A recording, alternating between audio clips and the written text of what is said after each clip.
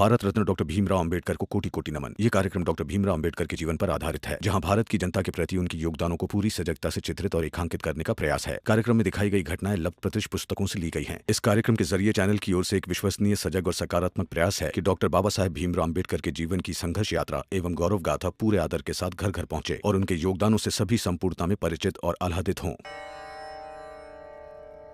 चले, मैं खाना बांध कर लाई हूँ। रमा भाभी, भीम भाऊ, आप दोनों ये खाना लेकर कहाँ जा रहे हो? खाने ले जा रहा होगा उन लोगों का खाना।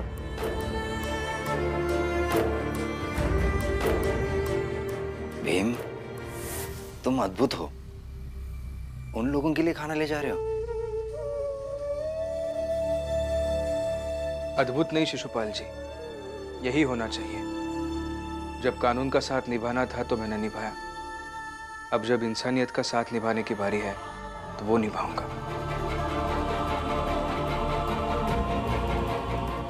आते हैं सर थाने से।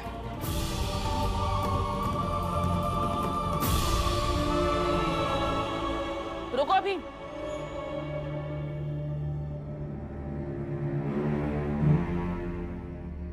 मेरे गांव में एक आदमी था, रात में लोगों को घायल करके चोरी करता था और सुबह में उसी चोरी के पैसों से मरहम खरीदता था और घायल लोगों को वो मरहम लगाता था।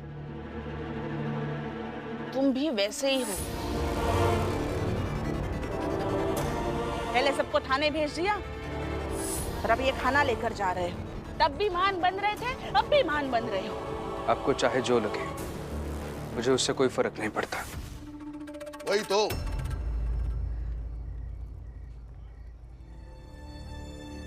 वही, मैं अपने बेटे को संवेदनशील बनाना चाहता था, जो दूसरों के सुख दुख को समझे।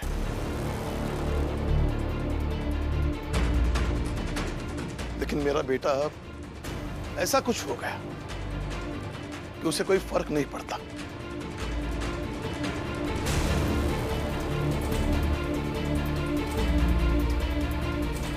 आज तक मैं जीजाबाई के खिलाफ रहा, हर बार रहा, उसे कभी सहमत नहीं था, लेकिन आज मैं उससे सहमत हूं।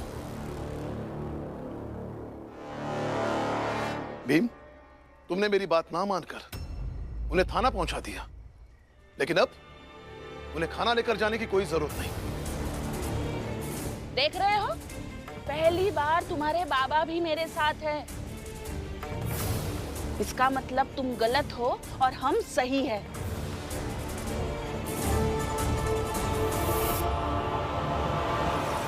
चलो। रुक जाओ भीम। बाबा, मैं अपने जीवन में अपने सिद्धांतों पर चलता हूं। उसके दो ही कारण हैं, एक आप और एक मेरी आई भीमा बाई।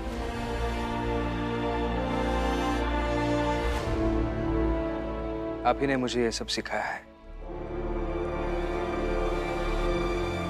लेकिन आज मेरे लिए आश्चर्य की बात है कि आप ही ऐसे मेरे सामने आकर मेरा रास्ता रोकने के लिए खड़े हो गए हैं।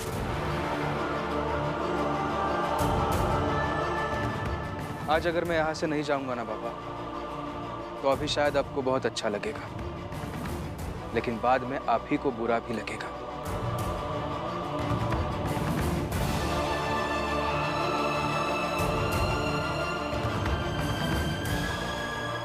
और मुझे बहुत गुस्सा आएगा कि मेरे बाबा ने कैसा बेटा तैयार किया है, जिसने अपने सिद्धांतों को छोड़ा और अपने रास्ते पर लौट आया।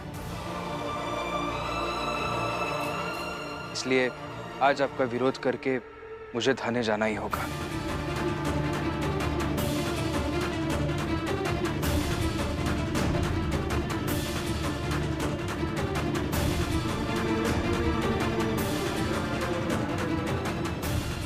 क्षमा कीजिए।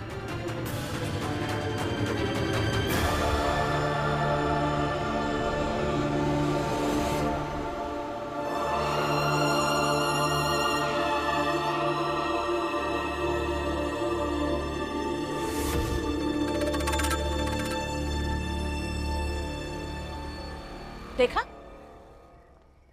बहुत बेटा बेटा करते थे ना।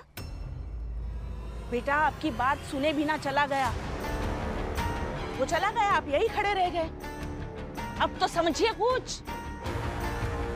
चलिए बाबा, खाना खाते खाते सोचिएगा कि सालों से जिस भीमराव पर विश्वास कर रखे थे, जिसका गुणगान कर रहे थे, वो किसी काम का नहीं रहा। भैया, भीम को हुआ। अब आप गलत मत समझाइए उन्हें। बाबा जो महसूस कर रहे हैं वो उन्हें समझने दीजिए।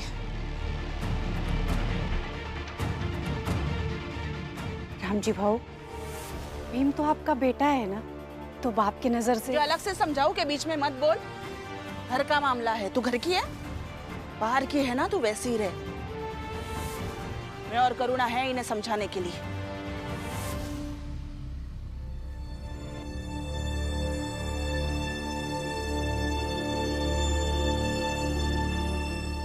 जीजाबाई, आज मेरा बेटा अपने बाबा से भी आगे निकल गया। जब वो मेरे सामने से चला गया, तभी मैं समझ पाया कि वो अब किसी के रोकने से नहीं रुकने वाला, अपने बाबा के रोकने से भी नहीं।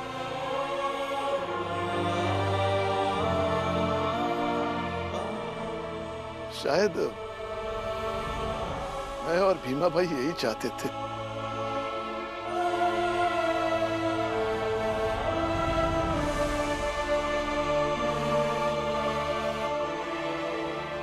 और करुणा, खाते खाते सोचने की जरूरत नहीं, बल्कि खाते खाते गर्व करने की बात है कि मेरे बेटे ने अपने सिद्धांत और अपने बाबा के बीच अपने सिद्धांत को चुना।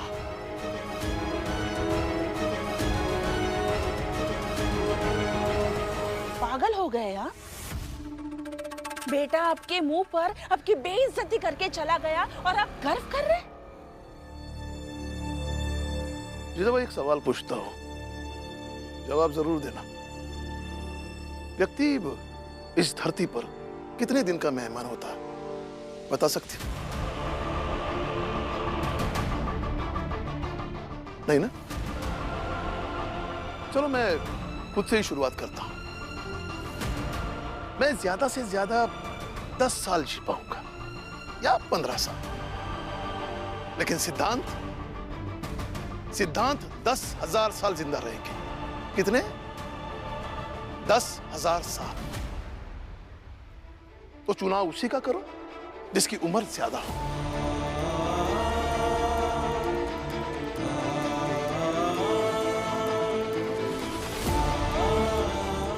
मेरा हमारा भीम रिश्ते से ऊपर उठकर सिद्धांतों की उंगलियां पकड़कर चलने लगा है। हाँ, तो थोड़ी खुशी भी होगी और तकलीफ भी होगी।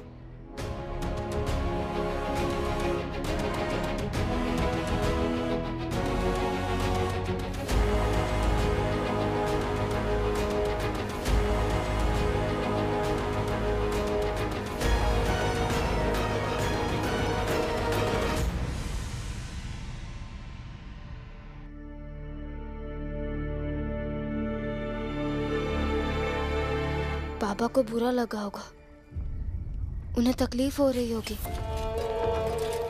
हाँ, बुरा तो लगा होगा, मगर वो दूसरा पक्ष भी समझ लेंगे। पता है रमा, इस दुनिया में दूसरों से बात करना कब आसान होता है? कब? जब दोनों पक्ष एक जैसे समझदार हो। और मुझे पूरा विश्वास है कि बाबा मेरी बात समझेंगे।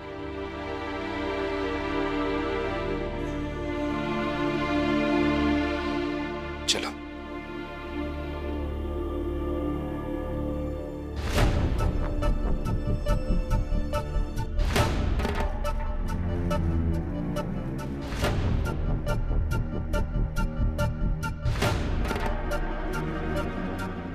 साहब,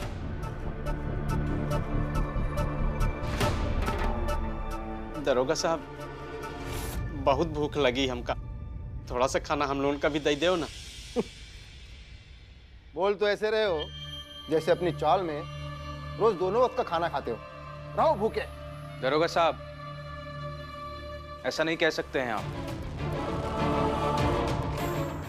ये चाल में 2 वक्त का खाना खाते हैं या नहीं, उससे आपको कोई मतलब नहीं है। लेकिन ये आपके यहाँ बंद है तो इन्हें यहाँ रोज 2 वक्त का खाना मिलना चाहिए। तुम लाए हो ना खाना, तो फिर खिला दो, या फिर नाटक करना है तो करते रहो।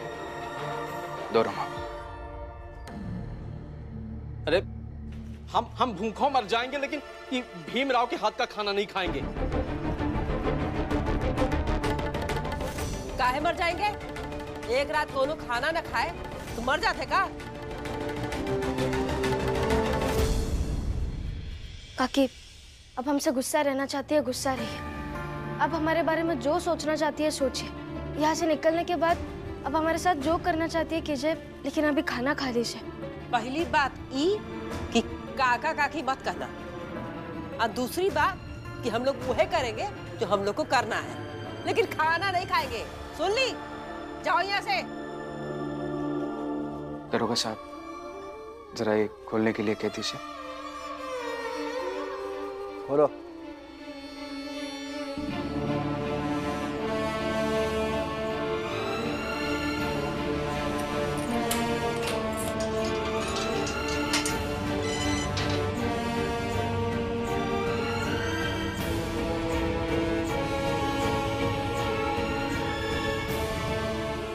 खा लीजिए।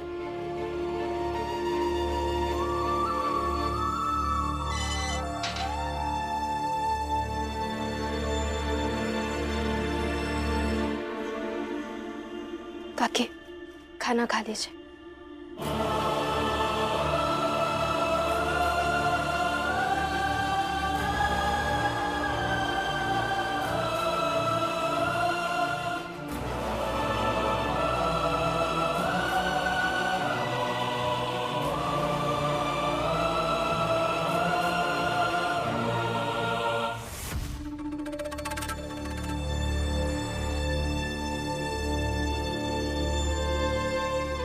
जोखू काका,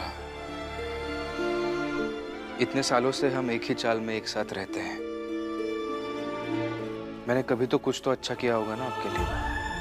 हम लोगों का एक रिश्ता बन चुका है। उस रिश्ते में थोड़ा बहुत तो अपनापन होगा ना।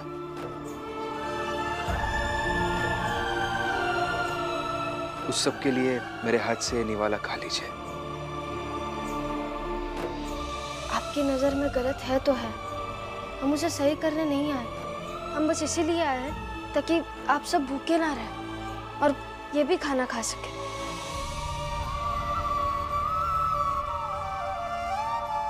और आप ठीक रहेंगे तभी तो आप दुश्मनी निभा पाएंगे। खा लीजिए जोखू काका, खा लीजिए खाना। भीमराव, अगर हम लोग खाना नहीं खाएंगे तो सही मत तय भी खाना नहीं खाओगे। काका, इतने सालों से साथ रहे आप, फिर भी आपको ऐसा लगता है क्या? खा लीजिए खाना। भीम, ऐसा करो कि तुम ना घर जाओ, हाँ, और भूखे रहो और मर जाओ।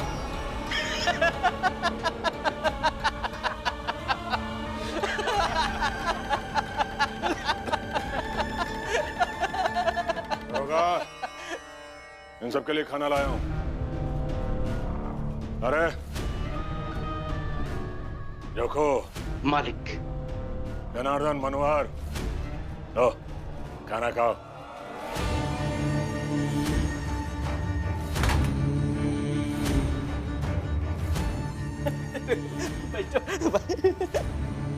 अरे गुड़िया, मालिक। तू भी खा ले। मालिक, मालिक आप बहुत अच्छे हैं। खाओ, कितना ख्याल रखते हैं हम लोगन का।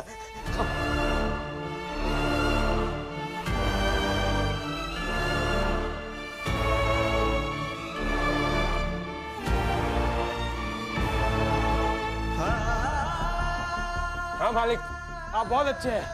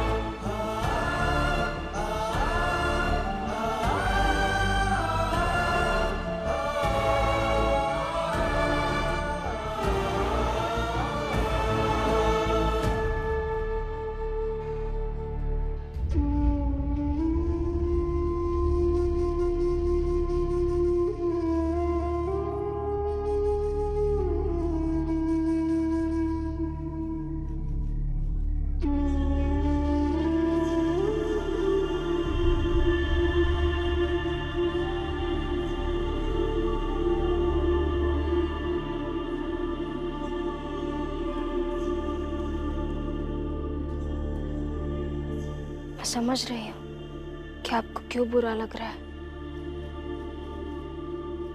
मैं भी समझ रहा हूँ रमा भाई कि तुम्हारे पति भीमराव को क्या और क्यों बुरा लगा।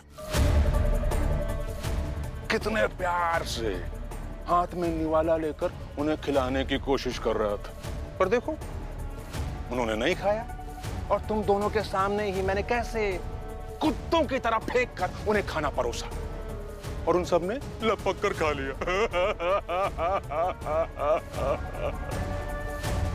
तो ऐसे में बुरा तो लगना चाहिए ना भीमराव।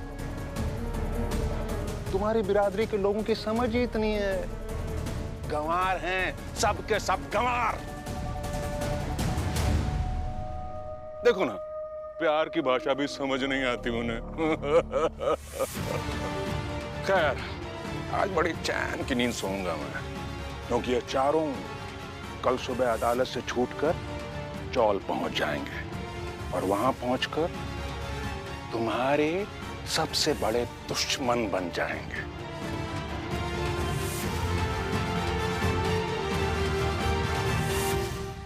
अगर विरोधी दुश्मन बन जाए ना, वो तो बहुत ही ज्यादा खतरनाक हो जाता है। तो तैयार रहना अपने दुश्मन का सामना करने के लिए।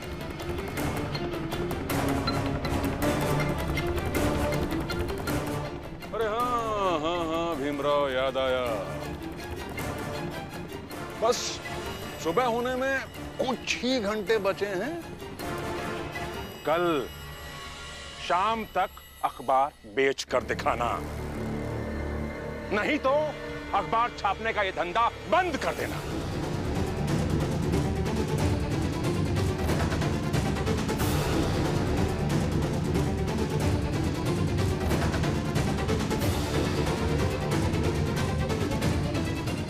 चुनौती दी थी ना मुझे जोश जोश में, तो उसे करके दिखाओ। वैसे तुम्हें हारते हुए देखना अच्छा लगेगा मुझे।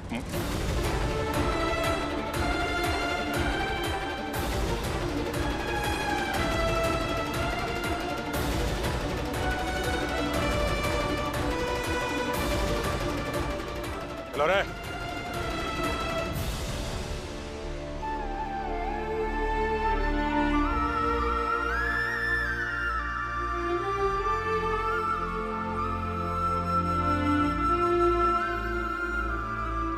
कल का कुछ सोचे।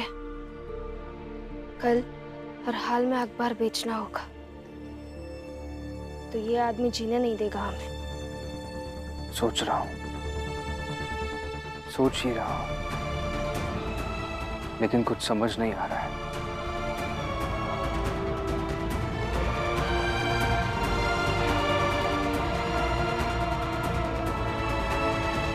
अब तो मुझे बहुत गुस्सा आ रहा है। क्या जरूरत थी भीमराव को मेघनाथ को चुनौती देने की कि वो कल से अखबार बेच कर दिखाएगा। भीम भैया भी तब से सोच ही रहे हैं।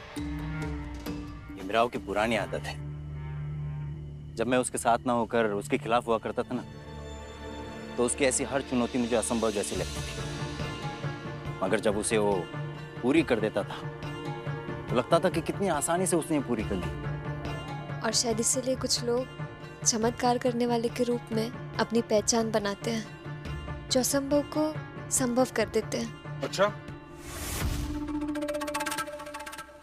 अगर ऐसा है तो फिर इस विश्वास को शर्त में बदल देते हैं।